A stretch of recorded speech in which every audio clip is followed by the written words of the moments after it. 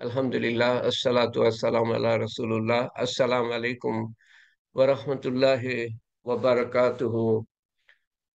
প্রত্যেক পদে পদে আল্লাহ তাআলার শুকরিয়া আদায় করি, কারণ প্রত্যেক ক্ষণে ক্ষণে আল্লাহ তাআলা আমাদেরকে সেই সুযোগটা দিয়েছেন। সেই সুযোগটা যারা দুনিয়া থেকে চলে যায় সেই সুযোগটা তারা পায় না, এবং সেটা হলো সময়। সময় শেষ তাদের। তো আমাদের সময় শেষ হওয়ার আগে প্রতিটা মুহূর্ত আমরা তার সদ্ব্যবহার, সময় ধরে রাখার চেষ্টা করি, যাতে করে অনন্তকাল এই সময়গুলা আমাদের কাজে আসে। এই সময়গুলার বদলে আল্লাহ তাআলা আমাদেরকে পুরস্কৃত করেন, হিসাব না নেন পুরস্কৃত করেন, শাস্তি না দেন পুরস্কৃত করেন, এবং সেই পুরস্কার অনন্তকাল আপনি আমি ভোগ করব। এই সময় এর এত মূল্য, পৃথিবীর এক এক ফোঁটা মূল্য নাই আল্লাহ তাআলার কাছে। এক ফোঁটা মূল্য নাই। পৃথিবী সৃষ্টি করার পর থেকে আল্লাহ তাআলা পৃথিবীর দিকে রহমতের দৃষ্টিতে একবার তাকান নাই। পৃথিবী সৃষ্টি করার পর থেকে আল্লাহ তাআলা পৃথিবীর দিকে রহমতের দৃষ্টিতে একবার তাকান নাই। পৃথিবীর কোনো মূল্য নাই আল্লাহ তাআলার কাছে। যদি এক পৃথিবীর মূল্য মাছির পর বরাবর হতো, মাছির পর বরাবর যদি মূল্য হতো পৃথিবীর, তাহলে কাফের মুশরিককে আল্লাহ তাআলা এক মুঠ পানি দিতেন না। কোনো মূল্য নাই, তাই তাদের বেহিসাবে দেন। পৃথিবীর মূল্য নাই, আখেরাতে মূল্য আছে। এবং আখেরাত পেতে হলে আমাদের কাজকর্ম ইমানের সাথে করতে হবে, আমল আল্লাহর হুকুম অনুযায়ী করতে হবে, নবীর সুন্নত মতো করতে হবে, এখলাসের সাথে করতে হবে। এখলাস নিয়ে আমরা আলোচনা করছি। বিশুদ্ধ নিয়ত, এখলাসের নিয়ত, বিশুদ্ধ নিয়ত। 5 নম্বর হালকা হাদিস। এখলাসের উপরে আমরা আলোচনা করেছি এর আগে 4টা হালকায়। কোরআন এবং হাদিস থেকে আলোচনা করছি। 17 নম্বর হাদিস, হযরত মালিক রাদিয়াল্লাহু আনহু হতে বর্ণিত আছে যে রাসূলুল্লাহ সাল্লাল্লাহু আলাইহি সাল্লাম বলেছেন, দুটো ক্ষুধার্ত বাঘকে বকরির পালের মধ্যে ছেড়ে দিলে তারা বকরির পালে এই পরিমাণ ক্ষতি করে না। তারা বকরির পালে এই পরিমাণ ক্ষতি করে না যে পরিমাণ মানুষের মালের লোভ, সম্পত্তির লোভ, টাকার লোভ, ক্ষমতার লোভ, খ্যাতির লোভ, পদবীর লোভ ও সম্মানের লোভ তার দিনের ক্ষতি করে। আমরা তো মনে করি যখন দুনিয়া কামাই করি, ডিগ্রি, পদবী, সম্পত্তি, ক্ষমতা এবং খ্যাতি অর্জন করলে পরে আমরা মনে করি আমি কিছু অর্জন করলাম, সফল। সফলতা যে যত অর্জন করে সে তত সফল হয়েছে বলে আমরা মনে করি এবং গর্ব করি। আমার ছেলে এই করেছে, আমার মেয়ে এই করেছে, আমার ছেলে নামাজ পড়ে না, সেটা আমি সে ব্যাপারে আমার ভ্রুক্ষেপ নেই। আমার ছেলে আল্লাহর হুকুম মানে না, আমার মেয়ে আল্লাহর হুকুম মানে না, সে ব্যাপারে ভ্রুক্ষেপ নাই। সে একটার পর একটা ডিগ্রি, একটার পর একটা বাড়ি কিনছে, একটার পর একটা গাড়ি কিনছে, একটার পর একটা দুনিয়ার মানে পিছনে সময় একেবারে বরবাদ করে দিচ্ছে, সে ব্যাপারে আমার আমার আমার খেয়াল নাই। দুনিয়ার কামাইয়ের ব্যাপারে আমি গর্বিত। আল্লাহ তাআলা কি বলছেন, আল্লাহ নবী কি বলছেন? আল্লাহ নবী যা বলছেন আল্লাহ তাই বলছেন, যে দুটো ক্ষুধার্ত বাঘকে বকরির পালের মধ্যে যদি আপনি ছেড়ে দেন, ক্ষুধার্ত বাঘ, তো তারা তো বকরির পালকে খেয়ে মানে ছারখার করে দিবে। তো ক্ষুধার্ত বাঘ এই পরিমাণ ক্ষতি করে না বকরির পালের মধ্যে ছেড়ে দিলে, যে পরিমাণ মানুষের মালের লোভ, দুনিয়ার লোভ ও সম্মানের লোভ তার দিনের ক্ষতি করে। দুনিয়া যে কি পরিমাণে আমাদের ক্ষতি করতে পারে, পুরা সময়টা নিয়ে যায়। যে সময় এর গুরুত্ব সম্বন্ধে বলছিলাম শুরুতে, সময় একেবারে কেড়ে নিয়ে যায়, আমাদের নিঃস্ব হাতে কবরে যেতে হয়। হা হা হা উদাস করলে, হাহাকার করলে কিচ্ছু হবে না। এখন ধরে রাখেন এই সময়টাকে। 18 নম্বর, হযরত আবু হুরায়রা রাদিয়াল্লাহু আনহু বলেন, রাসূলুল্লাহ সাল্লাল্লাহু আলাইহি সাল্লাম বলেন, যে ব্যক্তি অন্যদের উপর গর্ব করার জন্য, ধনী হওয়ার জন্য, নাম যশের জন্য দুনিয়া চাইবে, অর্থাৎ যে ব্যক্তি দুনিয়ার পিছনে ছুটবে, যদিও তা হালাল উপায় হোক, দুনিয়া কামনা করে, বাসনা করে, সে আল্লাহ তাআলার সম্মুখে এমন অবস্থায় হাজির হবে কিয়ামতের দিন, আল্লাহ তাআলা তার প্রতি অত্যন্ত নারাজ থাকবেন। যে দুনিয়ার পিছনে ছুটবে হালাল উপায়ে, আল্লাহ তাআলা তার প্রতি কিয়ামতের দিন ভীষণ রাগান্বিত থাকবেন। আর যে ব্যক্তি হালাল উপায়ে এই জন্য দুনিয়া হাসিল করে যেন অন্যের নিকট চাইতে না হয়, এবং নিজের পরিবারের জন্য রুজি উপার্জন হয়, এবং প্রতিবেশীর উপর এহসান করতে পারে, সবই আল্লাহ তাআলাকে খুশি করার জন্য। কি করে দুনিয়া হাসিল, হালাল উপায়ে এই জন্য দুনিয়া হাসিল করে যেন অন্যের নিকট চাইতে না হয়, এবং নিজের পরিবারের জন্য রুজি উপার্জন হয়, এবং প্রতিবেশীর উপর এহসান করে, প্রতিবেশীকে সাহায্য করে, আত্মীয় স্বজনকে সাহায্য করে, গরিবদেরকে সাহায্য করে, বা গরিবদেরকে সাহায্য করার উদ্দেশ্যে, প্রতিবেশীর সাহায্যের উদ্দেশ্যে, গরিবদের সাহায্যের উদ্দেশ্যে, প্রতিবেশী সাহায্যের উদ্দেশ্যে, আত্মীয় স্বজন, গরিব আত্মীয় স্বজন এর সাহায্যের উদ্দেশ্যে হালাল ভাবে রুজি রোজগার করে, সব আল্লাহ তাআলাকে খুশি রাজি করার জন্য, খুশি করার জন্য। সে কিয়ামতের দিন আল্লাহ তাআলার সাথে এমন অবস্থায় সাক্ষাৎ করবে যে তার চেহারা পূর্ণিমার চাঁদের মতো চমকাতে থাকবে। সে কিয়ামতের দিন এমন অবস্থায় আল্লাহ তাআলার সাথে সাক্ষাৎ করবে যে তার চেহারা পূর্ণিমার চাঁদের মতো চমকাতে থাকবে, নিয়তের কারণে। দুইজন একই কাজ করছে, কিন্তু দুজনের নিয়ত আলাদা। একজনের নিয়ত হলো দুনিয়া কামাই করা, দুনিয়ার জন্য, দুনিয়ার নামের জন্য। আরেকজন দুনিয়া কামাই করে আল্লাহ তাআলাকে সন্তুষ্ট করার জন্য। ওই কামাইটা যথাযথ জায়গায় পৌঁছে দেয়, নিজের উপর খরচ করে, পরিবার পরিজনের জন্য খরচ করে, পিতা মাতার জন্য খরচ করে, আত্মীয় স্বজনের জন্য খরচ করে, প্রতিবেশীর উপর খরচ করে, গরিবদের উপর খরচ করে, আল্লাহ তাআলাকে সন্তুষ্ট করার জন্য, আল্লাহ তাআলাকে পেয়ে যায়। এবং কিয়ামতের দিন এমন অবস্থায় তাকে উঠানো হবে, পূর্ণিমার চাঁদের মতো তার চেহারা চমকাতে থাকবে। 19 নম্বর হাদিস, রাসূলুল্লাহ সাল্লাল্লাহু আলাইহি ওয়াসাল্লাম বলেন, যে ব্যক্তি লোকদের খুশি করার জন্য আল্লাহ তাআলাকে অসন্তুষ্ট করে, লোকদের খুশি করে, আল্লাহ তাআলাকে অসন্তুষ্ট করে, তার মানে এমন কিছু করে যেটাতে আল্লাহ তাআলা অসন্তুষ্ট হবেন, কিন্তু মানুষ খুশি হবে। তার মানে মানুষকে খুশি করার জন্য কাজ করে।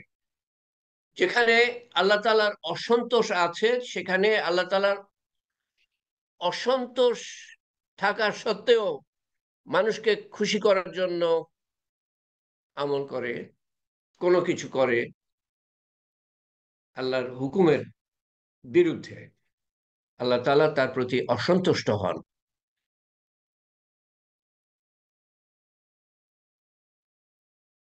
দেখেন, আমরা যদি আল্লাহ তাআলাকে সন্তুষ্ট করার জন্য কিছু করি, তাতে এরকম হবে না। যদিও আমরা মনে করব এরকম হবে না যে মানুষ অসন্তুষ্ট হবে, আর মানুষ অসন্তুষ্ট হলো সেই মানুষকে আল্লাহ তাআলা সন্তুষ্ট করে দিবেন। বাকিটা শোনেন। সেই মানুষকে আল্লাহ তাআলা সন্তুষ্ট করে দিবেন। আবার পড়ছি, যে ব্যক্তি লোকদেরকে খুশি করার জন্য আল্লাহ তাআলাকে অসন্তুষ্ট করে, আল্লাহ তাআলা তার প্রতি অসন্তুষ্ট হন। মানুষকে অসন্তুষ্ট করার জন্য আল্লাহ তাআলা অসন্তুষ্ট হয় তবুও মানুষকে সন্তুষ্ট করার জন্য কিছু করলো, আল্লাহ তাআলা তার প্রতি অসন্তুষ্ট হন। এবং আল্লাহ তাআলা তাকে অসন্তুষ্ট করে, আল্লাহ তাআলা আল্লাহ তাআলা তাকে আল্লাহ তাআলাকে অসন্তুষ্ট করে যাদেরকে সন্তুষ্ট করেছিল মানুষকে, তাদেরকেও অসন্তুষ্ট করে দেন আল্লাহ তাআলা। আপনি বা আমি আল্লাহ মানুষকে সন্তুষ্ট করার জন্য করলাম, কিন্তু আল্লাহ সেটাতে অসন্তুষ্ট হলো, কারণ সেটা আল্লাহর হুকুমের বিরুদ্ধে কাজ। আমি মনে করছি মানুষ সন্তুষ্ট হবে, কিন্তু ওই কাজটার দ্বারা কি হবে, শেষ পর্যন্ত আল্লাহ তাআলা মানুষকে অসন্তুষ্ট করে দিবেন। যদিও মানুষের জন্য আমি করছিলাম, মানুষের হাত আল্লাহ তাআলার, আল্লাহ তাআলা অন্তর আল্লাহ তাআলার হাতে, মানুষের অন্তর আল্লাহ তাআলার হাতে। মানুষকে সন্তুষ্ট করার জন্য করছিলাম, আল্লাহ তাআলা অসন্তুষ্ট হবেন, তবুও আল্লাহ তাআলা শেষ পর্যন্ত মানুষকে অসন্তুষ্ট করে দিবেন। আর যে ব্যক্তি আল্লাহ তাআলাকে সন্তুষ্ট করার জন্য লোকদেরকে অসন্তুষ্ট করে, লোকদেরকে অসন্তুষ্ট করে, কিন্তু সেই কাজটা করে যেটাতে আল্লাহ তাআলা সন্তুষ্ট হবে। আমি সত্য কথা বলি, মানুষ অসন্তুষ্ট হতে পারে তাতে আল্লাহ তাআলা সন্তুষ্ট হবে। আমি হালাল রুজি কামাই করি, আমার পরিবার পরিজন অসন্তুষ্ট হতে পারে তাতে, তবু আমি হালাল রুজি করি আল্লাহ তাআলাকে সন্তুষ্ট করার জন্য। আমি পর্দা করি, মানুষ অসন্তুষ্ট হতে পারে, তবু আমি করি আল্লাহ তাআলা যাতে সন্তুষ্ট হন। তো সেটা করলে কি হবে, আল্লাহ তাআলা তার প্রতি সন্তুষ্ট হয়ে যান। আল্লাহ তাআলাকে সন্তুষ্ট করাই উদ্দেশ্য। আল্লাহ তাআলা তার প্রতি সন্তুষ্ট হয়ে যান, এবং আল্লাহ তাআলাকে সন্তুষ্ট করার জন্য যাদেরকে অসন্তুষ্ট করেছিল তাদেরকেও সন্তুষ্ট করে দেন আল্লাহ তাআলা। মানুষকে অসন্তুষ্ট করার জন্য কাজ করেছিল, কি জন্য, যে আল্লাহ খুশি হবেন, আল্লাহ রাজি হবেন। সেই সেই মানুষকেই আল্লাহ তাআলা সন্তুষ্ট করে দেন, এই লোকের প্রতি সন্তুষ্ট করে দেন। আমাদের অন্তর আল্লাহ তাআলার দুই আঙ্গুলের মধ্যে। আল্লাহ তাআলা দুই আঙ্গুল এরকম না, আমাদের মতো না, কিন্তু হাদিসে এরকম বলা আছে, দুই আঙ্গুলের মধ্যে যেরকম চান আল্লাহ তাআলা পাল্টে দিতে পারেন মানুষের অন্তরকে, তাদেরকে সন্তুষ্ট করে দেন। এমনকি ওই সমস্ত অসন্তুষ্ট লোকদের দৃষ্টিতে তাকে উত্তম করে দেন, এমনকি ওই সমস্ত অসন্তুষ্ট লোকদের দৃষ্টিতে তাকে উত্তম করে দেন। এবং সেই ব্যক্তির কথাও ও আমলকে, সেই ব্যক্তির কথা ও আমলকে তাদের দৃষ্টিতে শোভনীয় করে দেন, পছন্দনীয় করে দেন। সেই ব্যক্তির কথা ও আমলকে তাদের দৃষ্টিতে পছন্দনীয় করে দেন।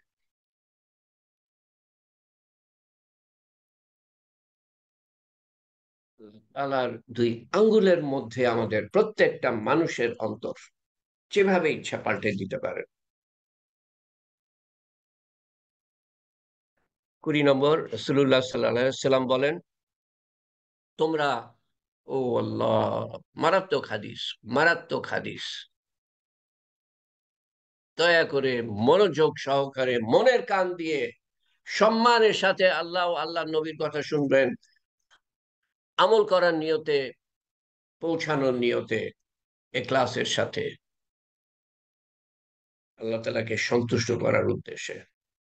রাসূলুল্লাহ সাল্লাল্লাহু আলাইহি সাল্লাম বলেন, তোমরা জুব্বুল হাজান হতে পানা চাইতে থাকো, জুব্বুল হাজান থেকে পানা চাইতে থাকো। সাহাবারা জিজ্ঞেস করলেন, জুব্বুল হাজান কি ইয়া রাসূলুল্লাহ সাল্লাল্লাহু আলাইহি সাল্লাম?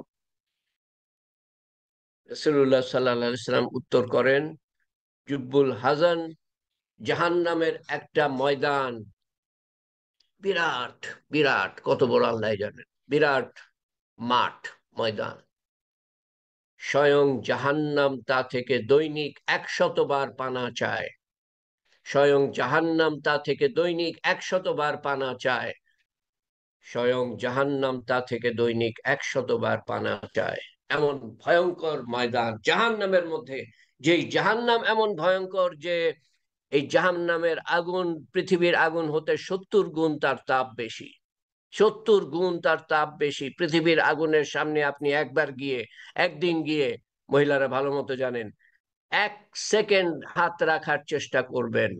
আমি একবার মাপতে গিয়েছিলাম, ঘড়ি দেখে যে কতটুকু আমি হাতটা রাখতে পারি। আমি 1 সেকেন্ড, আমি কাছে নিতে পারি নাই হাত। 1 সেকেন্ড রাখবো দূরের কথা, আমি কাছে নিতে পারি নাই আমার আঙ্গুল, আঙ্গুল, হাত না।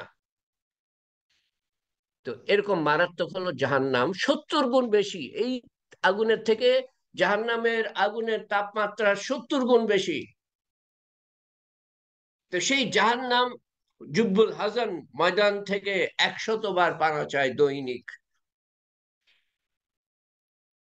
তো সাহাবারা জিজ্ঞেস করলেন, ইয়া রাসূলুল্লাহ সাল্লাল্লাহু আলাইহি সাল্লাম, ওখানে কারা প্রবেশ করবে? ওখানে কারা প্রবেশ করবে? তিনি বললেন, ওই সমস্ত কোরআন পাঠকারী যারা লোক দেখানোর জন্য আমল করে। কোরআন পাঠকারী আমরা সবাই কিন্তু কম বেশি, আহ, যারা নামাজ পড়ি আমরা কম বেশি সবাই তো কোরআন পাঠ করি। নামাজ ছাড়া তো কোরআন হবে না, নামাজের কিছু অংশ পাঠ করতে হবে। আমাদের সবাইকে তো বোঝানো হয়েছে, আমি তো তাই মনে করি।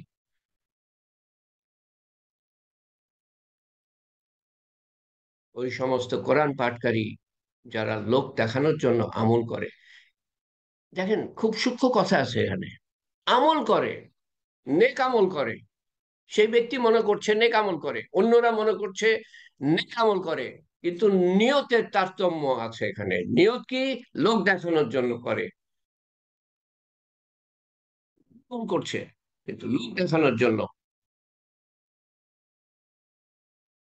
কাফের মুশরিক না।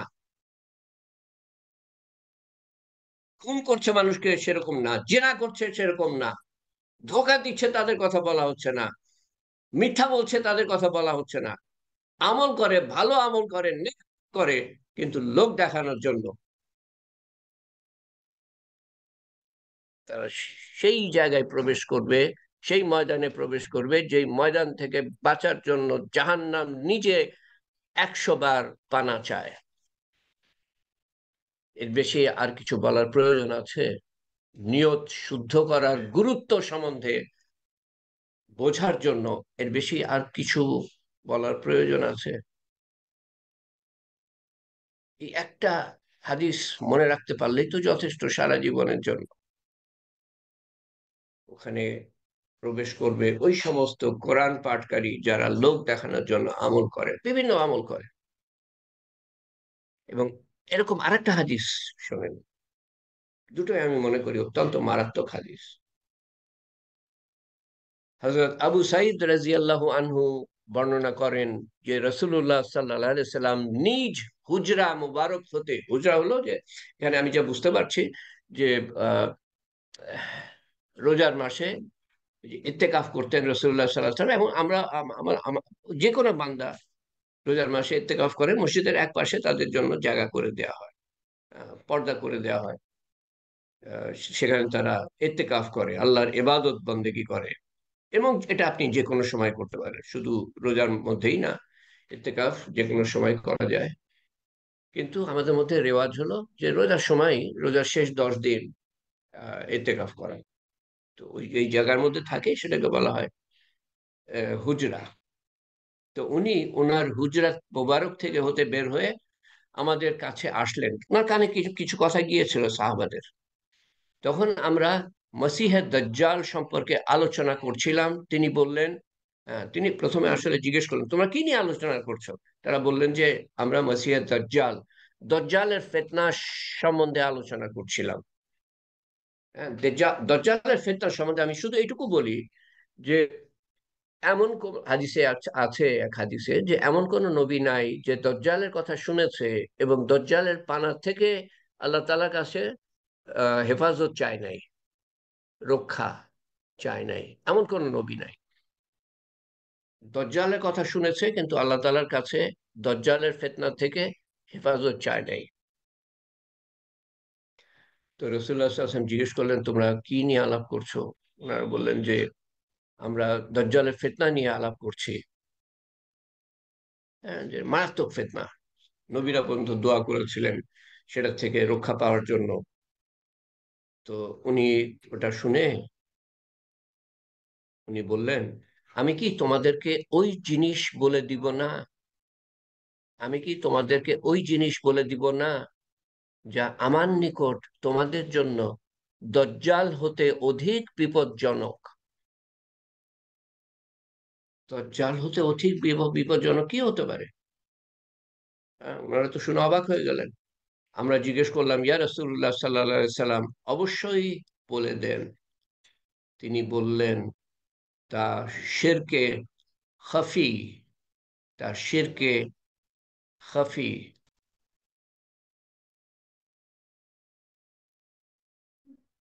তার একটা উদাহরণ এরূপ, যেমন কোনো ব্যক্তি নামাজের জন্য, এটা একটা উদাহরণ, যে কোনো আমল হতে পারে, এখানে নামাজের কথা বলা হচ্ছে, যে কোনো আমল হতে পারে। যেমন কোনো ব্যক্তি নামাজের জন্য দাঁড়ায় এবং নামাজকে এই জন্য সুন্দর করে পড়ে, নামাজকে এই জন্য সুন্দর করে পড়ে যে অন্য কেউ তাকে নামাজ পড়তে দেখছে। তার মনের মধ্যে এই ভাব আসে, যে আমি এটার ব্যাখ্যা বলছি এখন, আলেমদের কাছে যা শুনেছিলাম ব্যাখ্যা সেটা বলছি, যে তার মনের মধ্যে এই ভাব আসে যে আমি যে নামাজ পড়ছি, ওই লোক তো আমাকে ভালো বলবে। আমার মনের মধ্যে একটা একটু গর্বিত ভাব চলে আসে, সন্তুষ্টির ভাব, যে মানুষ আমাকে ভালো বলবে, এই লোকটা আমাকে ভালো বলবে। বা আমি মসজিদে নফল নামাজ পড়ছি, আহ, মানুষ আমাকে ভালো বলবে।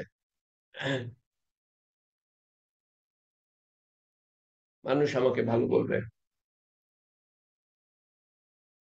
এই তালিম হচ্ছে, তালিম হচ্ছে, তালিম হচ্ছে।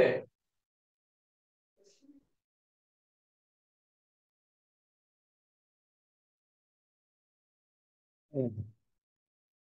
তো ওই লোকটা আমাকে দেখছে, তো আমাকে ভালো বলবে, মনের মধ্যে একটা সন্তুষ্টির ভাব আসে, প্রশান্তির ভাব, আমাকে ভালো বলবে। এই ভাবটা দজ্জালের ফিতনার থেকে মারাত্মক। এই যে আগের হাদিসটা মনে করেন, জুব্বুল হাসানের কথা মনে করেন, লোক দেখানো আমল করে, তারা জুব্বুল হাসানে যাবে। এগুলোর সম্বন্ধে আলোচনা হয় আমাদের মধ্যে, আলেমরা কি আলোচনা করেন? এগুলো তো জানানো দরকার মানুষকে, যে যে আমল করলেই হলো না, কেবলমাত্র আল্লাহ তাআলার সন্তুষ্টির জন্য আমল করতে হবে, না হলে আমি সমূহ বিপদের মধ্যে পড়ব। জুব্বুল হাসানের কথা বলা হয়েছে, দজ্জালের সাথে থেকে ভয়ানক আহ পরিস্থিতির কথা বলা হয়েছে। আহ, এবং আমি জানি না, আমি বেখবর, আমি জানতাম না এগুলো, এই হাদিসগুলা। তালিবের হালকার জন্য প্রস্তুতি নিতে গিয়ে কয়েক বছর আগে, 2 বছর 3 বছর আগে, তখন আমি প্রথম জানতে পারলাম। বহুত বছর তা তবলিগ জামাতে গিয়েছে, কিন্তু নিয়ত শুদ্ধ করার ব্যাপারে তো সব সময় বলা হয়, কিন্তু এই দুটো হাদিস আমি কিন্তু শুনি নাই।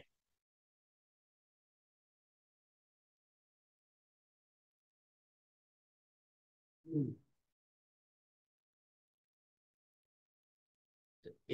এই হাদিসের পরে কিন্তু একটু আমাদের চিন্তা ভাবনা করা দরকার, বোঝা দরকার।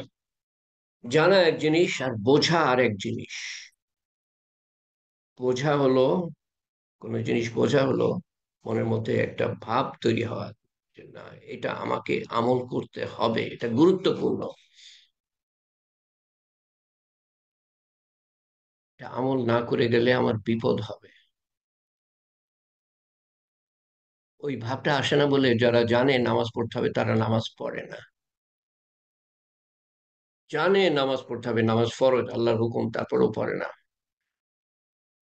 তো এটার উৎস হলো আল্লাহকে চেনা, আল্লাহকে জানা, আল্লাহর বড়ত্ব মহত্ব সম্বন্ধে জানা, আল্লাহ যে মৃত্যু দিবেন, তিনি আবার পুনরুজ্জীবিত করবেন, এবং তারপরে প্রত্যেক মুহূর্তের হিসাব নিবেন, প্রত্যেক মুহূর্তের হিসাব নিবেন, এই জিনিসটা বোঝা।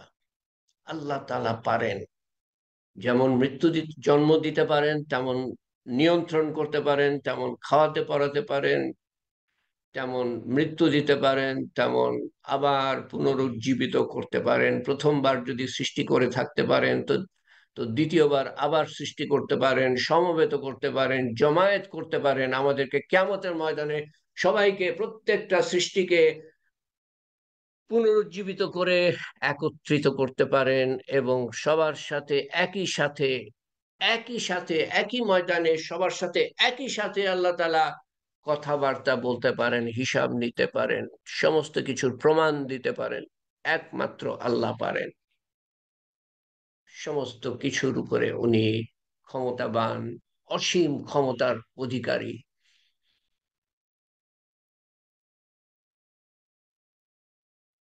ওই ধরনের ইমান মনের মধ্যে আল্লাহ তাআলার সম্বন্ধে এবং আখেরাতে আল্লাহ তাআলার আল্লাহর প্রতিজ্ঞার সম্বন্ধে যখন ইমান মনের মধ্যে জন্মাবে, তখন আল্লাহর একটা হুকুম আমি অমান্য করতে পারবো না। তো এভাবে আমরা যেন আল্লাহ তাআলা আমাদের ক্ষমতা দেন, ধীরে ধীরে দিন সম্বন্ধে আমরা জানতে পারি, এবং দিন দৈনন্দিন জীবনে আমলে আনতে পারি, আল্লাহর হুকুম মতো, নবীর সুন্নত মতো, এখলাসের সাথে। ধাপে ধাপে আগাতে হবে, রাতারাতি আমি পারবো না, কিন্তু নিয়ত আমি করতে পারি, এই মুহূর্তে করতে পারি যে আমি পুরা দিন জানবো এবং পুরা দিন মানবো। আল্লাহ তুমি তৌফিক দাও। আল্লাহ তাআলার কাছে আকুতি মিনতির সাথে চাইতে হবে। আল্লাহ তাআলা দেওয়ার জন্য অপেক্ষা করছেন, আমাদের চাওয়ার জন্য অপেক্ষা করছেন। তো আজকে এখানেই শেষ করি। দোয়া সংক্ষেপ করতে হবে। আমি এক বাসায় দাওয়াতে এসেছি, খাওয়া দাওয়া এখনো হয় নাই। আহ, তার অর্থ হলো যে আমি প্রশ্ন নিতে পারবো না দোয়ার পরে। আহ, সবার নামও নিতে পারবো না যাদের দোয়ার প্রয়োজন। এর মধ্যে আব্দুল কাদের শেখ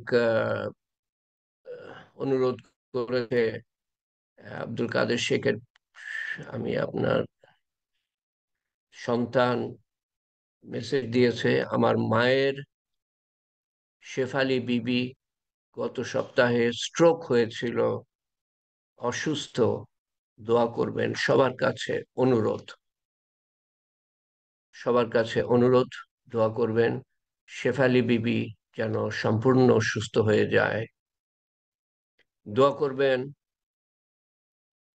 আর কে অনুরোধ করেছে আমি মনে করার চেষ্টা করছি। এখানে এরকম মেসেজ দিয়ে দিবেন, তাহলে আমাকে আর মনে করতে হবে না। হ্যাঁ, আজকাল আর পারি না, ছোটাছুটির মধ্যে থাকি সারাদিন, সারাদিন ছোটাছুটির পরে এসছি এখানে। হ্যাঁ, তারপরে এই যে তালিমে বসলাম, এখন কিভাবে মনে করব যে কে কি অনুরোধ করেছে? তো যদি মেসেজ দিয়েও থাকেন, সব আমার মনে পড়ার কথা না, ছোটাছুটি পরে। আহ, এছাড়া মনে পড়ছে আমাদের মিয়া ভাই, উনি অনুরোধ করেছেন ভাবির ভাবির বড় বোন ইন্তেকাল করেছেন আজকে সকালে।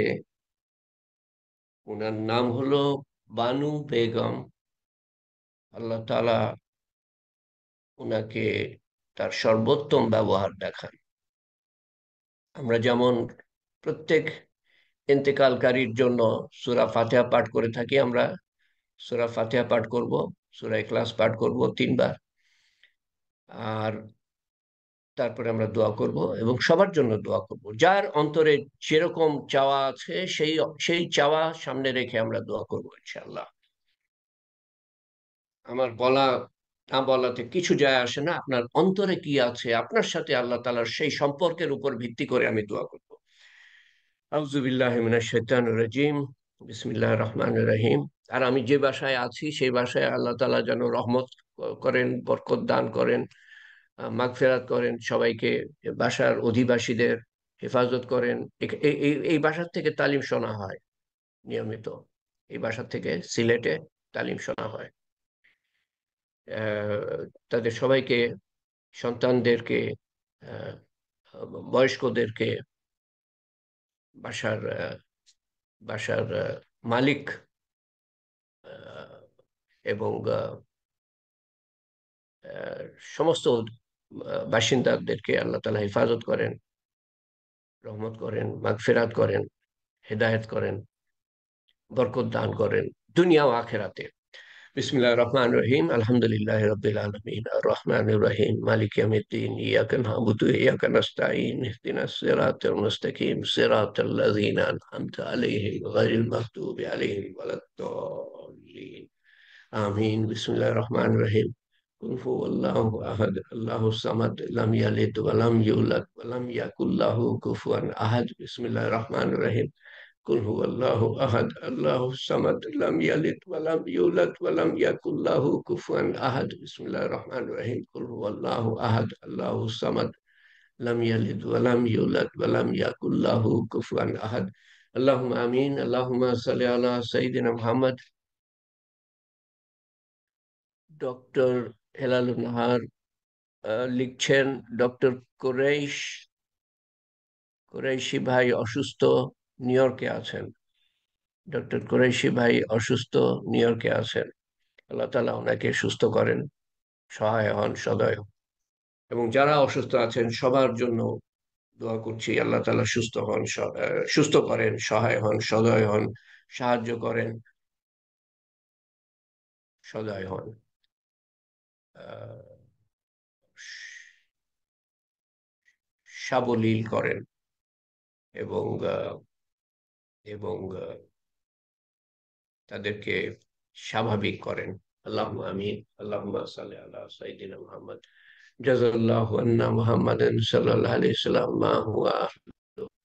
اللهم أنت ربي لا إله إلا أنت خلقتني أنا عبدك وأنا على عهدك ووعدك ما استطعت. أعوذ بك من شر ما صنعت. أبو لك بنعمتك علي، أبو لك بذنبي فاغفر لي فإنه لا يغفر الذنوب إلا أنت.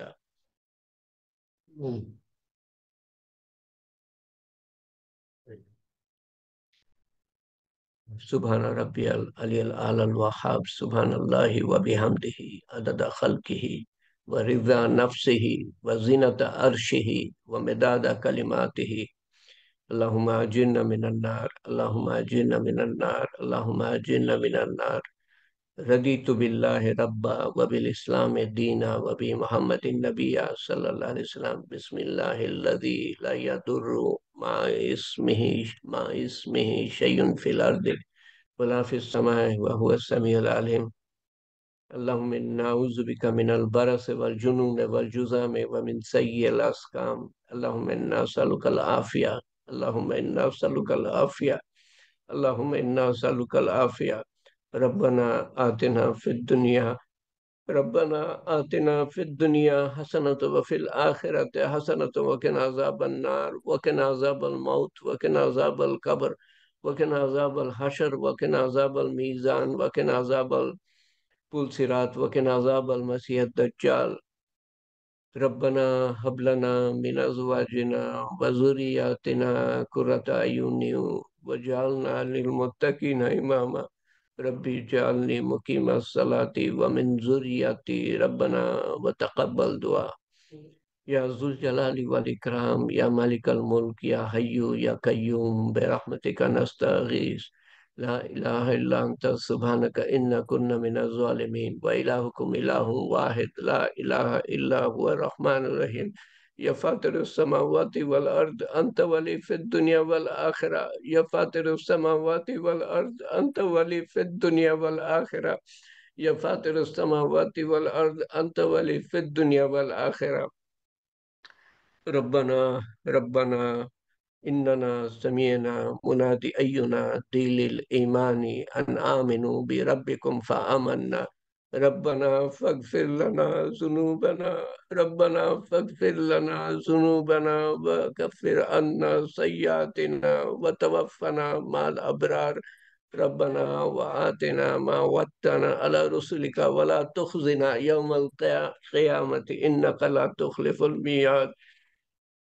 হে পাক পরওয়ারদিগার, তোমার অশেষ মেহেরবানিতে আমরা সমবেত হতে পেরেছি আল্লাহ। যখন এতটাই মেহেরবানি করেছো আল্লাহ, আমাদেরকে বুঝ দিয়ে দিও, যা আমি বললাম আমাকে বুঝ দিও, আমাদের সবাইকে বুঝ দিও আল্লাহ। এবং আমাদের প্রত্যেকটা আমলের ভুল ভ্রান্তি এবং এই সমবেত আমলের ভুল ভ্রান্তি সত্ত্বেও তোমার শাহী দরবারে কবুল করে নিও, এবং তার সওয়াব রসুল করিম সাল্লাল্লাহু আলাইহি ওয়াসাল্লামের রূহ মুবারকের কাছে পৌঁছে দিও, এবং তার সওয়াব তুমি পৌঁছে দিও বানু বেগমের রুহের কাছে, যিনি কেবল ইন্তেকাল করেছেন। এবং পৌঁছে দিও আমাদের সমস্ত আপনজন, প্রিয়জন, নিকটজন যারা কবরে শায়িত, আমাদের পিতামাতা থেকে শুরু করে দাদা দাদি, নানা নানি, চাচা চাচি, ফুপা ফুপু, খালা খালু, মামা মামি, আত্মীয় স্বজন, বন্ধু বান্ধব, পাড়া প্রতিবেশী, সমস্ত মুরব্বিয়ান যারা কবরে শুয়ে আছেন, তথা সমস্ত মুসলমান যারা কবরে শুয়ে আছেন, সবার কাছে পৌঁছে দিও। তাদের কবরের আযাব মাফ করে দিও, কবরকে প্রশস্ত করে দিও, কবরকে নূর দিয়ে পরিপূর্ণ করে দিও, কবরকে জান্নাতুল ফেরদৌসের বাগান বানিয়ে দিও আল্লাহ। এবং আমরা সবাই একদিন না একদিন কবরবাসী, আমাদের কবরকেও জান্নাতুল ফেরদৌসের বাগান বানিয়ে দিও। আমরা সবাই তোমার সামনে হাজিরা দিব কিয়ামতের দিন, পুলসিরাত পাড়ি দিতে, নেকির পাল্লা বদির পাল্লা যখন বসানো হবে, প্রত্যেকটা আখিরাতের ঘাঁটিতে তোমার সামনে আমাদের হাজিরা দিতে হবে। কঠিন কঠিন সময়ে আমাদের কঠিন কঠিন পরীক্ষার সম্মুখীন হতে হবে আল্লাহ। বিভিন্ন ঘাঁটিতে তুমি তোমার সর্বোত্তম ব্যবহার দেখিও, এবং পরিশেষে আমাদেরকে জান্নাতুল ফেরদৌসে দাখিল করো। তোমার তোমার সরাসরি আতিথেয়তা যেন আমরা পেতে পারি, তোমার হাবিব সাল্লাল্লাহু আলাইহি সাল্লামের সান্নিধ্য যাতে আমরা পেতে পারি আল্লাহ। হে পাক পরবর্তীগার, যে পথ জান্নাতুল ফেরদৌসের দিকে গিয়েছে, সেই সিরাতুল মুস্তাকিমে আমাদেরকে প্রতিষ্ঠিত রেখো, এক মুহূর্তের জন্য ছেড়ে দিও না। নফসের তাড়নার কাছে যেন আমরা আমরা নতজানু না হই, শয়তানের ধোঁকার কাছে যেন আমরা হার না মানি, মানুষের কুমন্ত্রণায় যেন আমরা পতিত না হই, এবং দুনিয়ার মারাত্মক আকর্ষণে যেন আমরা জড়িয়ে না পড়ি। তোমার রহমত ও মাগফিরাত ও হেফাজত ও হেদায়েতের চাদরে আমাদের আবৃত রেখো, আমাদের সন্তান সন্ততিকে আবৃত রেখো, আমাদের আপনজনদেরকে আবৃত রেখো, আমাদের দেশবাসীকে আবৃত রেখো, আমাদের উম্মতকে আবৃত রেখো আল্লাহ, আমাদের ভবিষ্যৎ বংশধরকে আবৃত রেখো।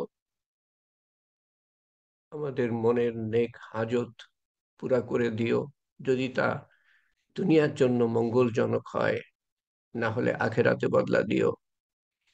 আমাদের বিপদ আপদ দুনিয়া ও আখেরাতে দূর করে দিও। আমাদের অসুস্থতা, মানসিক, শারীরিক, রুহানি, দূর করে দিও। বিশেষ করে শেফালি বিবির, বিশেষ করে সানিয়ার, বিশেষ করে আমাদের সবার, বা আমাদের সন্তান সন্ততির, বা আমাদের আত্মীয় স্বজনের অসুস্থতা, বিপদ আপদ, বা দেশবাসীর বিপদ আপদ, অসুস্থতা, বা উম্মতের বিপদ আপদ, অসুস্থতা, সব দূর করে দিও আল্লাহ।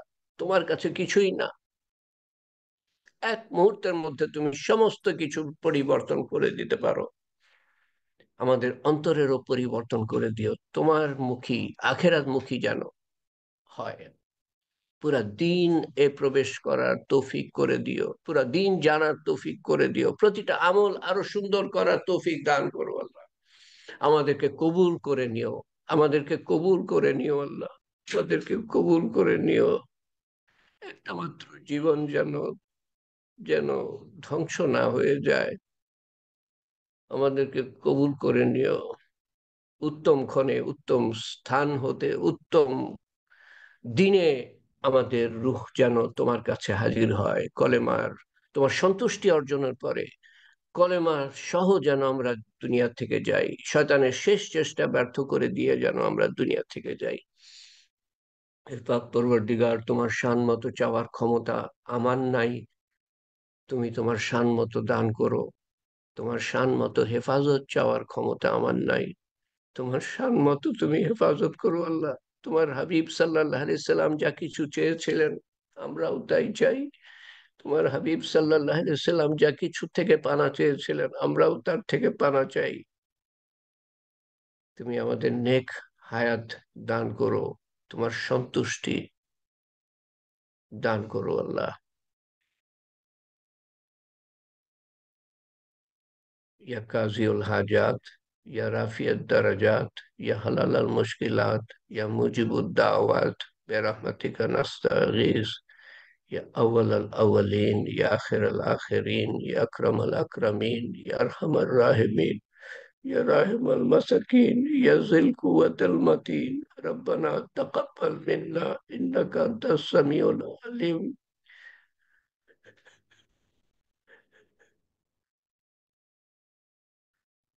وتب علينا إنك أنت التواب الرحيم. سبحان ربك رب العزة عما يصفون وسلام على المرسلين والحمد لله رب العالمين.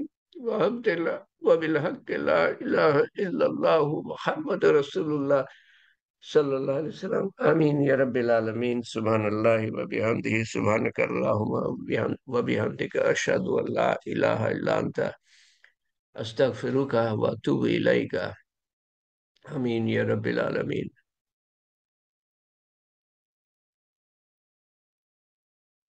اللهم صل على سيدنا محمد. ইনশাআল্লাহ আমরা সামনের শুক্রবার মিলিত হব। আল্লাহ তাআলা তৌফিক দেন, দাওয়াত পৌঁছান, ইনশাআল্লাহ আল্লাহ তাআলা তৌফিক দিয়ে দিবেন। একে অপরের জন্য দোয়া করি, ইনশাআল্লাহ ফেরেশতাদের দোয়া পাবো। আসসালামু আলাইকুম ওয়া রাহমাতুল্লাহি ওয়া বারাকাতুহু।